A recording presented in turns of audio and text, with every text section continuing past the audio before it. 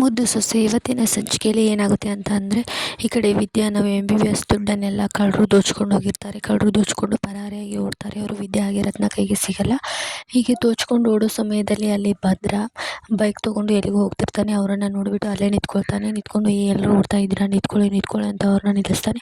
ಏನು ನೀನೇನು ದೊಡ್ಡ ಹೀರೋನ ನಮ್ಮನ್ನ ತಡೆದು ನುಡಿಸ್ಕೊಳ್ಳೋಕೆ ಅಂತ ರೌಡಿಗಳು ಹೇಳ್ತಾರೆ. ಅದಕ್ಕೆ ಭದ್ರ, ಓಹೋ ನೀವು ದುಡ್ಡನ್ನು ಕಳ್ತನ ಮಾಡ್ಕೊಂಡು ಓಡ್ತಿದ್ದೀರಾ, ಈಗ ಗೊತ್ತಾಯ್ತು, ನಿಂತ್ಕೊಳ್ತೀರಾ ಇನ್ನು ಪೊಲೀಸರನ್ನ ಕರೀಲು ಅಂತ ಭದ್ರ ಹೇಳ್ತಾನೆ. ಆಗ ನೀನೇನು ದೊಡ್ಡ ಹೀರೋ ಅನ್ಕೊಂಡ್ಬಿಟ್ಟಿದ್ಯಾ ನಿನಗೆ ಅಂತ ರೌಡಿಗಳು ಭದ್ರನಿಗೆ ಹೇಳ್ತಾರೆ. ಆಗ ಭದ್ರ, ಹೌದು, ನನಗೆ ಎಲ್ಲರೂ ಊರಲ್ಲಿ ಹೀರೋ ರೌಡಿ ಅಂತ ಎಲ್ಲ ಅಂತಾನೆ ಕರೀತಾರೆ. ಅದರಲ್ಲಿ ನಿಮಗೆ ಯಾವ್ದು ಬೇಕೋ ಅದನ್ನು ನೀವು ಚೂಸ್ ಮಾಡ್ಕೊಳ್ಳಿ ಅಂತ ಭದ್ರ ಹೇಳ್ತಾನೆ.